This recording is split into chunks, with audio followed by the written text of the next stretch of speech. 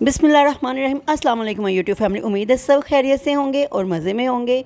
आज मैं लेके आई हूँ बहुत ही कम टाइम में बनने वाला मटन की रेसिपी। बहुत मज़ेदार और बहुत ही जल्दी बनेगा इंशाल्लाह ताला, तो इसे ज़रूर बनाएं। और ये है बकरा ईद स्पेशल, इसे बकरा ईद पे भी लाजमी बनाइएगा, बहुत मज़े का बनता है। चले जी शुरू करते हैं। मैं प्रेशर कुकर में बनाऊँगी। हाफ़ के जी से ज़्यादा मैंने लिया है मटन। बीफ में भी बना सकते हैं, ठीक है जी, और बोनलेस भी हो सकता है, ठीक है। और अब मैं इसमें डालूँगी 2 प्याज।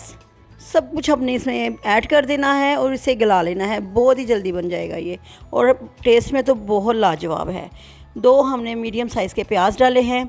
1 पूरा मैंने लहसुन का बंच जो था वो डाल दिया है। 2 हरी मिर्चें हैं। 1 टेबलस्पून मैंने इसमें डाल दिया है जिंजर पाउडर, और 1 टेबलस्पून डालेंगे इसमें ब्लैक पेपर। 1 टीस्पून सॉल्ट जाएगा और 1/4 टीस्पून इसमें हल्दी जाएगी, ठीक है जी। चले ये भी बीच में डाल दें सारा कुछ।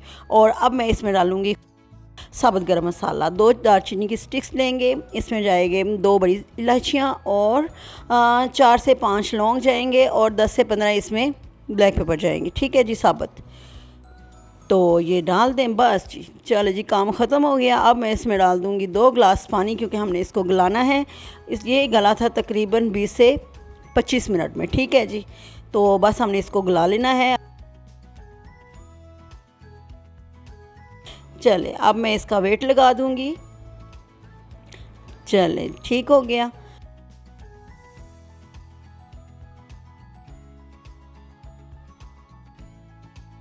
कि पानी भी ड्राई हो गया और गोश्त भी गल गया। चले जब पानी ड्राई हो जाए तो अब मैं इसमें ऐड कर दूंगी ऑयल।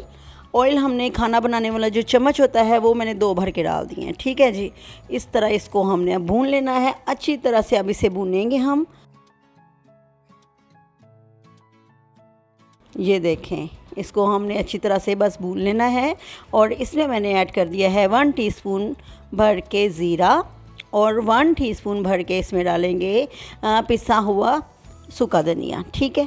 ये ऐड कर दिया खुशबू के लिए। बहुत ही मज़े की खुशबू आ रही है, बहुत ही टेस्टी है, ये ज़रूर बनाइए। और 1 मैंने हरी मिर्च इसमें काट के डाल दी है, ठीक है। अगर अदरक आपके पास है तो वो भी काट के ऐड कर लीजिएगा, ठीक है। मेरे पास नहीं था तो मैंने नहीं ऐड किया।